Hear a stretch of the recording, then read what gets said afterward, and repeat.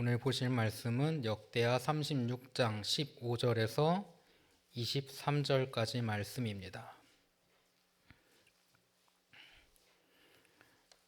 오늘 주신 말씀 다 찾으신 줄 알고 저와 여러분의 순서로 교독하겠습니다. 그 조상들의 하나님 여호와께서 그의 백성과 그 거하시는 곳을 아끼사 부지런히 그의 사신들을 그 백성에게 보내어 이르셨으나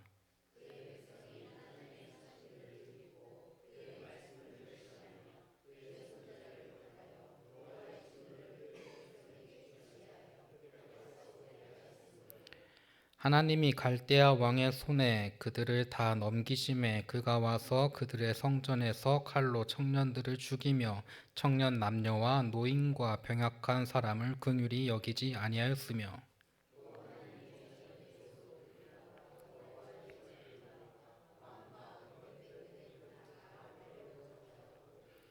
또 하나님의 전을 불사르며 예루살렘 성벽을 헐며 그들의 모든 궁실을 불사르며 그들의 모든 귀한 그릇을 부수고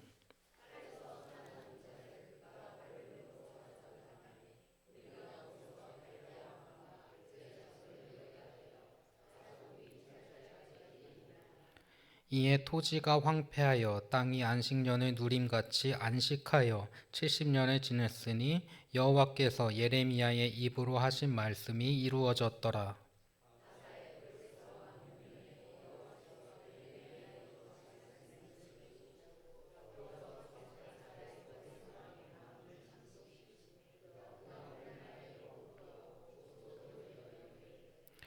함께 읽겠습니다.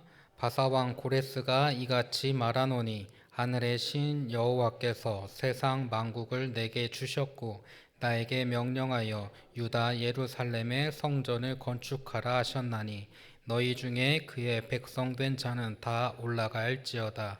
너희 하나님 여호와께서 함께 하시기를 원하노라 하였더라. 아멘.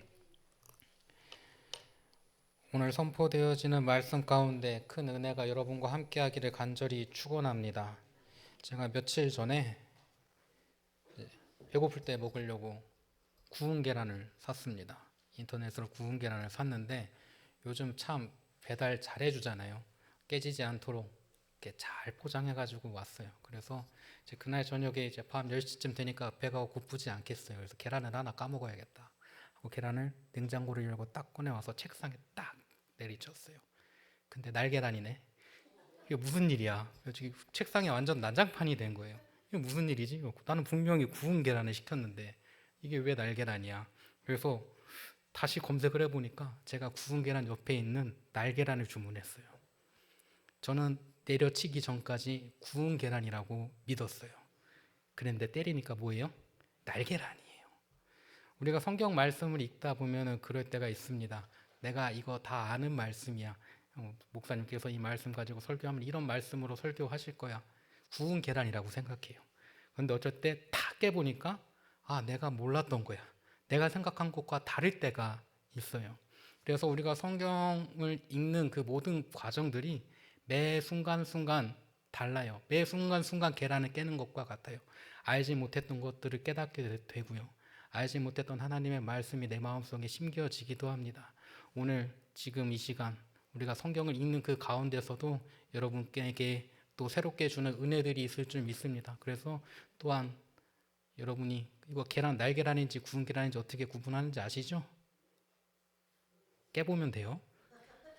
돌려보면 되잖아요.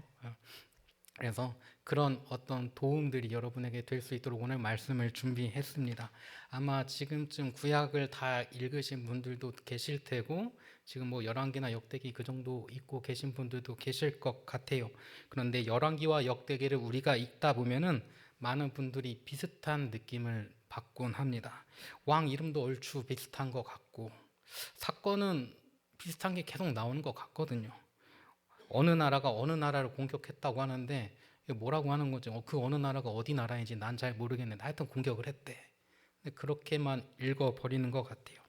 어떤 장면은 열왕기에서도 나오고 어떤 장면은 역대기에서도 나오는데 내용이 똑같은 것 같기도 하고 다른 것 같기도 합니다. 그래서 성경을 읽다 보면 이 지점에서 속도가 급격하게 떨어져요. 우리가 성경 읽다 보면은 딱 재미없는 구간이 어디서 처음에 걸려요? 레위기에서 한번 걸리고요. 두 번째 열왕기 역대기 읽을 때쯤 한번 걸리거든요. 아예 건너뛰고 싶은 마음이 들지 않습니까? 그러나 아이러니하게도 성경에서 가장 많은 분량을 차지하는 부분이 또 이 역사서예요. 하나님은 이 역사를 굳이 길게 기록하셨단 말이에요. 그것은 단순한 옛날 이야기를 전해주기 위함이 아니라 오늘을 살아가는 우리에게 분별의 기준을 주기 위해서거든요. 그래서 열왕기와 역대기는 과거에 멈춰 있는 책이 아니라 지금 우리의 모습을 비춰주는 거울과 같은 말씀이다라는 거예요.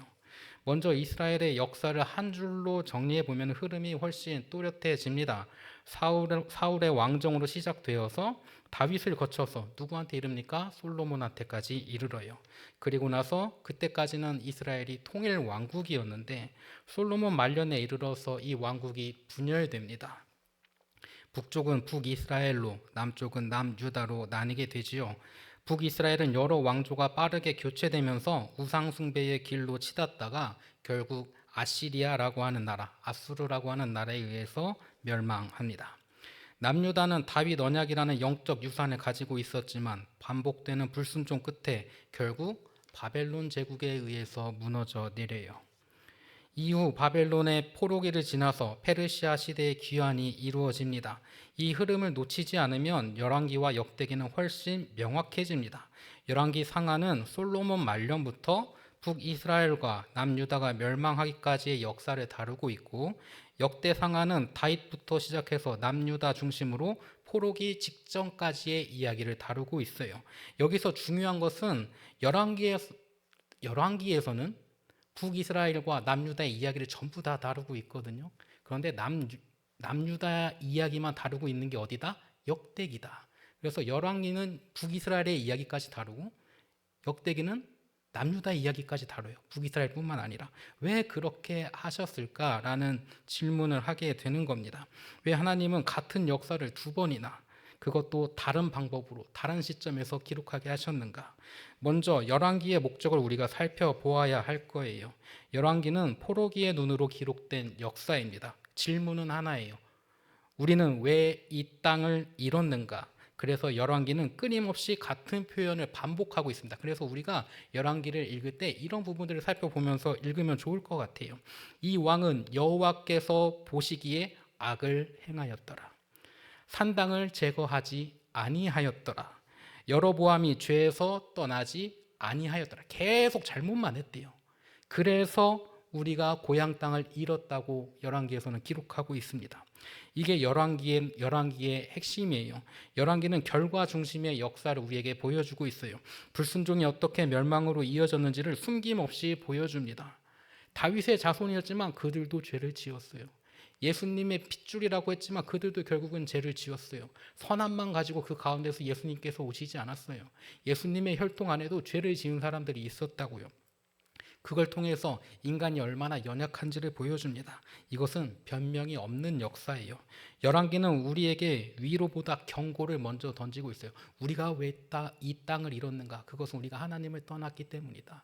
그러니까 그러면 돼요? 안 돼요? 안 된다고요. 그 경고를 우리에게 끊임없이 던지고 있습니다. 반면에 역대기는 전혀 다른 질문에서 출발하지요. 역대기는 포로 이후에 귀환 공동체를 향해 기록된 역사예요. 질문은 이거예요. 우리는 다시 어떻게 살아가야 하는가? 우리는 이제 어떻게 살아가야 할 것인가? 그래서 역대기는 성전을 강조하고 예배를 강조하고 제사를 강조합니다. 다윗 언약과 회개 이후의 회복을 반복해서 보여주고 있어요. 역대기는 실패를 지우는 책이 아니라 실패 위에 다시 시작하는 이유를 보여주는 책이에요. 열왕기와 역대기를 읽을 때 우리가 함께 보아야 할 것이 있는데요. 바로 지리적 위치와 외세의 흐름입니다. 제가 준비한 사진이 있는데요. 하나 보여주시겠어요? 여기 보면 저기 빨갛게 동그라미 친 데 있죠. 저기가 지중해입니다. 서지중해와 동지중해. 그 중에서도 그 오른쪽 부분을 우리가 살펴보면 다음 사진인데, 다음 사진 보면은 여기가 이제 지중해 사진이에요. 그 중에서도 저 빨갛게 동그란 데 친 데가 이스라엘이 있는 곳입니다. 그래서 이 다음 사진을 보게 되면요. 자, 저 동그라미 친 데가 이스라엘이에요. 그리고 저 노랗게 색칠되어 있는 데가 어디냐면은 성경에서 말하는 아수르예요. 아수르. 우리가 성경을 볼 때 중동의 역사를 대략적으로는 좀 알면은 성경을 이해하는 데 도움이 됩니다. 그래서 저 노란 아수르 지역에서 그 이스라엘 백성들이 전쟁에서 패배하게 되고 식민지 생활을 하게 돼요. 자, 그런데 이 아수르라고 하는 지역이 성경에서 아수르라고 하는데 또 뭐라고도 부르냐면 아시리아라고 부르기도 합니다. 예, 자, 이 아수르의 수도가 어디냐? 처음에는 아수르였다가 그 다음에 이동하게 되는데 그게 우리가 너무나도 잘 아는 어디? 니느웨예요. 자, 여기까지는 이해가 되셨죠? 자, 아까 보면은 이 아수르라고 하는 나라가 어마어마하게 크지 않습니까? 자, 그런데 그 사진 계속 띄워주시면 될 것 같아요. 다음 사진 넘겨주시면은, 자, 이 아수르가 패퇴하고 쇠퇴하고 무너지고 그 다음에 그 지역을 장악한 나라가 바벨론이에요. 그래서 북이스라엘이 어디에 멸망했다고요? 아수르에게 멸망해요. 남유다는 어디에 멸망해요? 바벨론에게 멸망합니다. 그래서 이 바벨론 제국을 보면은 바벨로니아라고도 하고 바벨론 제국이라고도 하는데 바벨론의 수도는 어디겠어요? 바벨론이에요. 바벨론이에요. 성경에서도 이제 바벨론이라고 기록하고 있죠. 그리고 나서 이 다음 사진을 보게 되면은 이 바벨론이 쇠퇴하고 나서 세워지는 나라가 페르시아 제국입니다. 더 크죠. 더 셌다는 말이에요. 영화 300 혹시 아십니까? 예, 거기 나오는 나라가 어디예요? 페르시아예요. 근데 성경에서는 페르시아를 뭐라고 기록하느냐면은 바사라고 말해요. 바사. 왜냐면은 저 페르시아 왕국이 처음에 융성하기 시작한 동네 이름이 파사예요. 파사. 성경에서 뭐라고 말해요? 바사라고 해요. 그래서 오늘 우리 읽은 말씀에 어느 나라 왕 고레스라고 해요? 바사 왕 고레스라고 해요. 자, 그럼 이 바사 왕 고레스는 어디 나라 사람이에요? 페르시아 사람이에요. 페르시아의 왕 고레스예요. 자, 여기까지 이해가 되시면 이 다음 사진을 보면은 자, 이 페르시아까지 시대가 끝났어요. 그 다음에 이 알렉산더 제국이 땅 하고 그 나라를 다 먹어버립니다. 성경에는 알렉산더 제국이 득세하던 시절의 이야기는 나오지 않아요. 왜 그럴까요? 왜 그럴까요? 이때가 우리가 그렇게 말하는 신구약 중간사 시대예요. 신약이 끝나고 구약이 끝나고 신약이 시작되기 그 전에 있었던 나라가 알렉산더 제국이에요. 자, 그럼 이 다음엔 뭐겠어요? 예수님의 시대로 넘어갑니다. 그때는 사진은 없는데 그때가 되어서 비로소 로마의 이야기가 나오는 거예요. 자, 우리가 여기까지 이해하셨죠? 처음에 뭐라고요? 아수르. 그 다음에 뭐예요? 바벨론. 아, 이거 벌써 까먹으신 거 아니죠? 자, 아수르. 그 다음에 바벨론. 그 다음에 페르시아. 그 다음에 이렇게 세 가지만 일단 아셔도 돼요. 자, 그런데 이 나라들의 특징들이 있어요. 이 아수르와 바벨론이라고 하는 나라는 식민 정책을 펼칠 때 굉장히 잔인했다라고 기록합니다. 특히 바벨론 제국에서는 이스라엘 백성들을 자기 나라로 끌고 가는데 얼마나 괴롭히고 힘들게 했는지 이스라엘 백성들이 그 노예로 줄 묶여서 끌려가면서도 너무 힘들어서 그게 견디기 힘들어서 바위에다 머리를 박고 자살했다는 기록까지 있어요. 너무나 힘들었던 거예요. 아수르도 마찬가지였고요. 바벨론도 마찬가지였어요. 그리고 나서 그 다음에 나라가 어디라고요? 페르시아 아니겠어요? 페르시아. 이 페르시아가 그 아수르와 바벨론 시대를 겪어서인지 몰라도 식민지 나라들에게 굉장히 관대한 정책을 펼치기 시작합니다. 그래서 이스라엘 백성들에게 야, 니네 여기까지 와서 타향까지 와서 너무나 고생하고 있다. 집으로 돌아가. 가가지고 성전도 짓고 그곳에서 다시 예배도 드리고 그래야 되지 않겠어 하면서 보내주는 거예요. 그래서 바벨론 때 이스라엘 백성들이 끌려가던 걸 우리는 뭐라고 말하냐면 바벨론 유수라고 말을 합니다. 여러분 혹시 옛날에 보니엠이라고 하는 가수를 혹시 아십니까? 아시는 분이 계셔요? 왜 아실지? 굉장히 옛날 노래입니다. 흑인들 여러 명 나와서 노래 부르는 팀이 있는데 그 보니엠이라고 하는 그 팀이 부르는 노래 중에 뭐가 있냐면 리버 오브 바벨론이라고 하는 노래가 있어요. 거기 노래 가사를 보면요. 지금 우리는 바벨론 강 옆에서 울고 있어. 우리는 하나님께 예배 드리고 싶은데 예배 드릴 수도 없어. 우리는 이곳에서 시온 땅을 꿈꾸고 있어. 그런 가사 내용이거든요. 근데 이 가사가 어디서 나온 가사냐면 시편 137편에 나오는 말씀을 그대로 가사로 인용한 거예요. 이 곡은 처음부터 대중적으로 기획된 곡은 아니었어요. 프로듀서인 프랭크는 시편 137편의 말씀을 읽다가 바벨론 강가에 앉아 울고 있는 포로들의 장면을 강하게 마음에 남아서 그걸 사람들에게 전해주고 싶었거든요. 우리는 바벨론의 여러 강변 거기에 앉아서 시온을 기억하며 울고 있습니다.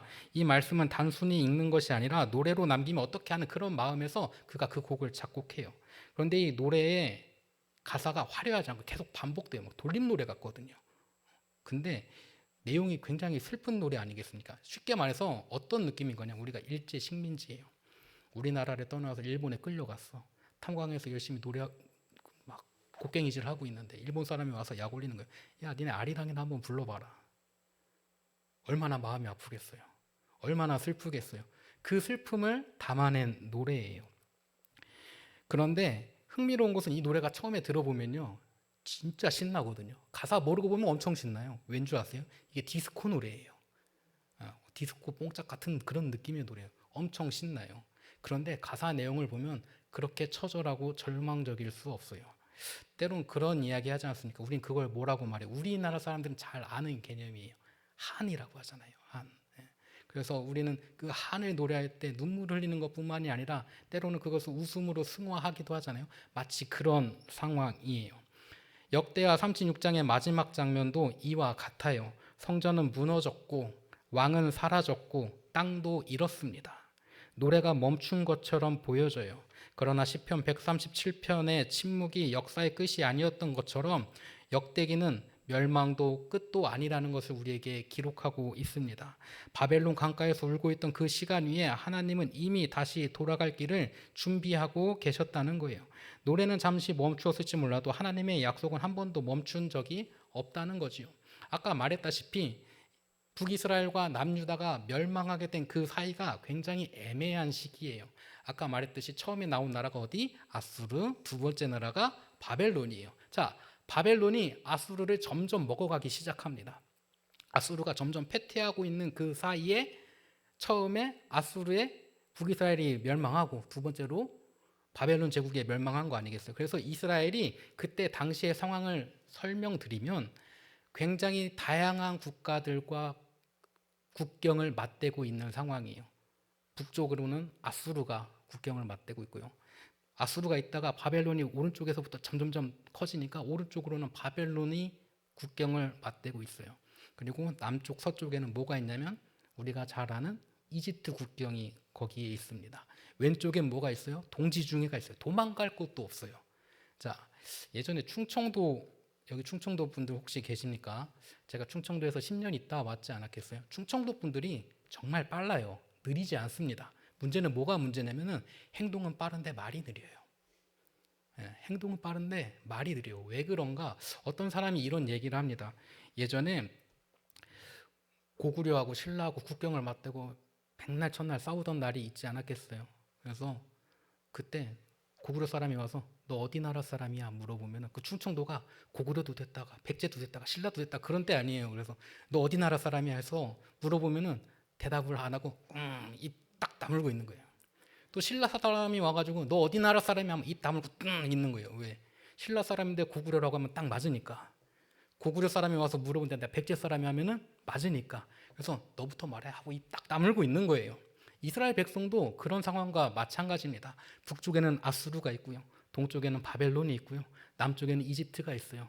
야, 이거 정말 입 다물고 조용히 살아도 모자랄 판인데 이 이스라엘 백성들은 그냥 그렇게 살아가는 것이 아니었어요. 이스라엘 백성들은 그때 어떻게 했냐면요. 어떻게 했는지를 보면요. 우리가 오늘 함께 묵상한 역사서를 바라보는 방향이 결정되는데 이스라엘 백성들, 특히 북이스라엘은 어떻게 했냐면은 야, 이 강대국 사이에서 우리가 외교를 잘해야 돼. 외교를 잘해야 돼. 아수르에도 붙었다가 바벨론에다 붙었다가 가끔은 이집트에도 붙었다가 이렇게 해가지고 해야지 우리가 살아남을 수 있어 라고 생각을 했어요. 그래서 어떻게 됐어요? 제일 먼저 망했어요. 하나님을 먼저 붙들지 않고 외세의 세력에 어떻게 우리의 나라를 맡겨야 될까라고 고민하던 그 나라가 어떻게 됐어요? 제일 먼저 망했어요. 제일 먼저. 남유다는 어떻습니까? 남유다는 자기들 나름대로 자신이 있었어요. 우리가 다윗의 적통이고, 우리 남유다에 무엇이 있어요? 성전도 있고, 다윗의 혈통도 우리 왕조에 이어져 내려오고 있으니 우리는 저 북이스라엘이랑 다르지. 쟤네랑 달라. 우린 적통이 있어. 우리 하나님께서 우리를 버리지 않으실 거야. 그러면서 교만했거든요. 그리고 나서 뭐 했어요? 결국엔 또 그래서 결론은 외교를 잘해야 돼. 뭐야, 하나님께서 우리를 버리시지 않을 거야. 그러니까 우리는 뭘 해야 돼? 외교를 잘해야 돼. 정치적으로 잘해야 돼. 군사력을 키워야 돼. 그렇게 하다가 어떻게 됐어요? 바벨론한테 꿀밤 맞고 다 끌려갔어요. 그렇게 되었어요. 북이스라엘이든 남유다든 하나님을 믿고 하나님을 의지했어야 되는데 결국 그러지 않았어요. 이 세상에 물리적인 것에 모든 힘이 있다고 생각하고 거기에 의지하다가 어떻게 됐어요? 다 꿀밤 맞고 다 끌려갔어요. 노예처럼 끌려갔어요. 너무나 힘들어서 바위에다 머리를 박고 죽고 싶을 만큼 힘든 과정들을 겪어냈습니다. 그들은 절망했을 거예요. 하나님께서 우리를 버리셨다. 하나님께서 우리를 더 이상 지켜주지 않으시는구나. 그런데 하나님께서는 그 사이에서도 역사하셨거든요. 그 과정을 통해서도 하나님께서는 하나님의 말씀이 복음이 전파되게 하셨거든요. 아까 말씀드렸다시피 페르시아 다음에 헬라 알렉산더 제국이잖아요. 알렉산더 제국이 헬라 제국입니다. 그 헬라 제국이 문화가 엄청나게 넓게 퍼지고 헬라어가 전국으로 전 세계적으로 퍼지면서 많은 사람들이 하나님의 말씀, 예수님의 말씀을 알아들을 수 있게 되었어요. 로마 시대를 거치면서 전쟁한다고 도로를 쫙 가니까 그 길을 통해서 선교사들이 주님의 복음을 전하는데 앞장설 수 있었습니다. 하나님께서는 아수르도 사용하셨고요. 바벨론도 사용하셨고요. 그리고 회복의 나라로 페르시아도 사용하셨어요. 우리가 볼 때는 절망적인 것 같고 우리가 볼 때는 희망이 없는 것 같고 지금은 내가 바벨론 강가에 끌려와서 아리랑이나 불러보라고 약 올리는 사람들 옆에서 막 슬퍼 울고 있는 것 같을지라도 하나님께서 그 시기마저도 사용하신다고요. 그리고 어떻게 하셔요? 돌아가게 하셔요. 그리고 어떻게 하셔요? 회복하게 하셔요. 그리고 어떻게 하셔요? 성전을 다시 짓게 하셔요. 그리고 어떻게 하셔요? 예배를 회복하게 하십니다. 역대기 관점에서 보면 포로기는 하나님의 계획의 공백이 아니었어요. 오히려 이 시기는 신앙이 땅과 왕과 제도에 묶여있지 않다는 사실을 배우는 시간이었습니다. 말씀 중심의 신앙, 회당 공동체, 개인의 믿음이 이 시기에 형성되기 시작해요. 하나님은 무너진 자리에서도 새로운 형태의 신앙을 준비하고 계십니다. 바벨론을 무너뜨린 페르시아는 놀랍게도 이스라엘을 억압하지 않았다고 아까 말씀드렸잖아요. 오히려 포로 귀환을 허락하고 성전 재건하는 것을 도와줍니다. 이방 왕의 입에서 하나님의 뜻이 선포되는 장면이 역대기의 가장 핵심 메시지 중에 하나예요. 하나님께서는 이 바사왕, 페르시아 왕, 고레스까지도 사용하셔서 그 이스라엘 백성들이 하나님을 믿는 자녀들이 회복되게 하셨다는 거예요. 하나님은 자기 백성을 회복시키기 위해서 반드시 믿는 사람만 사용하시는 분이 아니라니까요. 하나님은 역사의 주인이시며 필요하시다면 이방의 왕도 하나님의 뜻을 이루는 도구로 사용하십니다. 이것이 역대기가 포로 이후 공동체에 전하고 싶었던 가장 큰 위로예요. 이스라엘을 중심으로 보면 아수르와 바벨론, 페르시아 그 이후에 헬라와 로마까지 제국은 계속해서 바뀌지요. 그러나 하나님은 어느 제국에도 종속되지 않으십니다. 어떤 나라는 심판의 도구로, 어떤 나라는 회복의 통로로 사용하셔요. 헬라 제국은 언어와 문화를 통일했고 로마 제국은 길과 질서를 정비합니다. 이 모든 것은 신약의 복음이 전파되기 위해 배경으로 사용되어지잖아요. 인간의 제국은 자신의 영광을 위해 움직였지만 하나님은 그 제국조차도 구원의 역사 안에 포함하시는 분이에요. 우리가 역사서를 읽을 때 우리는 사건을 다 외우려고 할 필요가 없습니다. 대신 반드시 붙들어야 할 기준이 있어요. 성경은 왕을 경제력이나 군사력으로 평가하지 않습니다. 외교 성과로 평가하지 않아요. 반복해서 등장하는 한 문장이 있습니다. 여호와께서 보시기에 어떠하였더라. 이 문장이 나오면 우리가 반드시 표시하면서 읽었으면 좋겠어요. 이 문장이 성경의 평가 기준입니다. 열왕기와 역대기는 우리에게 묻는 거예요. 성공했는가가 아니라 하나님 앞에서 어떠했는가를 끊임없이 묻고 있어요. 중심이 무너지면 모든 것이 무너진다는 사실을 오늘 말씀은 우리에게 보여주고 있거든요. 그러나 동시에 하나님은 언제나 다시 시작할 길을 남겨두신다는 사실도 함께 증언하고 있습니다. 역대기는 멸망으로 끝나지 않아요. 폐허로 끝나지 않습니다. 오늘 말씀 우리 함께 읽은 말씀 보면은 바벨론에게 완전히 무너져 버린 남유다의 모습을 보여주고 있잖아요. 그런데 그 마지막엔 어떻게 기록하고 있어요? 바사왕 고레스가 이스라엘 백성들을 다시 돌아가게 해서 회복하게 하였다. 백성이 하나님을 반복해서 버렸지만 하나님은 자기 백성을 끝내 버리지 않으셨습니다. 그래서 역대기는 과거의 실패를 분석하는 책이 아니라 미래를 다시 열어주는 책이 되는 거예요. 열왕기와 역대기를 통해 우리는 과거의 이스라엘을 보는 것이 아니라 오늘 우리의 모습을 보게 됩니다. 우리의 삶에도 선택의 순간들이 반복되지요. 우리는 무엇을 의지하며 살아가고 있는지, 무엇을 중심에 두고 있는지 스스로에게 묻게 합니다. 성경의 역사서는 과거를 설명하는 책이 아니라 오늘을 분별하게 하는 책이라는 거예요. 하나님은 역사를 그냥 흘려보내지 않으십니다. 중심이 무너지면 모든 것이 무너져요. 그러나 하나님은 언제나 다시 시작할 길을 남겨두시는 분이에요. 열왕기와 역대기를 통해서 우리 삶의 중심이 무엇인지, 우리가 지금 어디에 서 있는지를 분별하고 말씀 앞에서 다시 방향을 세워나가는 저와 여러분이 될 수 있기를 바랍니다. 그러면은 그 절망의 순간 가운데서도 회복의 길을 열어놓으신 주님께서 우리의 인생길에도 회복의 길을 열어두셨습니다. 우리가 그 사실을 믿고 주님의 은혜를 간절히 구하며 이 시간 나갈 수 있기를 간절히 축원합니다. 다 같이 기도합니다. 사랑이 많으신 하나님 아버지, 오늘 주신 말씀을 통해 무너진 역사 속에서도 남겨두신 하나님의 약속을 다시 보게 하여 주시니 감사합니다. 성전이 무너지고 왕이 사라지고 땅은 잃은 자리에서도 하나님은 역사를 포기하지 않으셨고 끝내 다시 시작할 길을 준비하고 계심을 알게 하여 주셨습니다. 주님, 우리의 삶에도 무너진 자리들이 있음을 고백하오니 우리가 의지했던 것들이 흔들리고 붙잡고 있던 것들이 사라질 때에 주님보다 다른 것을 더 신뢰했던 우리의 중심을 돌아보게 하여 주옵소서. 성공과 안정이 아니라 하나님 앞에서 어떠한 삶을 살았는지를 묻는 말씀 앞에 우리를 세워주시길 간절히 원합니다. 포로의 침묵 속에서도 약속을 멈추지 않으시는 하나님 아버지, 지금 우리의 삶 가운데서도 여전히 일하고 계심을 믿습니다. 보이지 않아도 느껴지지 않아도 하나님은 이미 다음 길을 준비하시고 계심을 신뢰하며 나아가는 우리 공동체 될 수 있도록 함께하여 주옵소서. 무너진 역사 위에 남겨진 약속을 붙들게 하시고 다시 주님께로 방향을 돌리는 삶을 살아가는 우리 아름다운 성은 공동체 됨에 부족함 없도록 인도하시고 역사하여 주옵소서. 사랑이 많으신 예수 그리스도 이름으로 기도드렸습니다.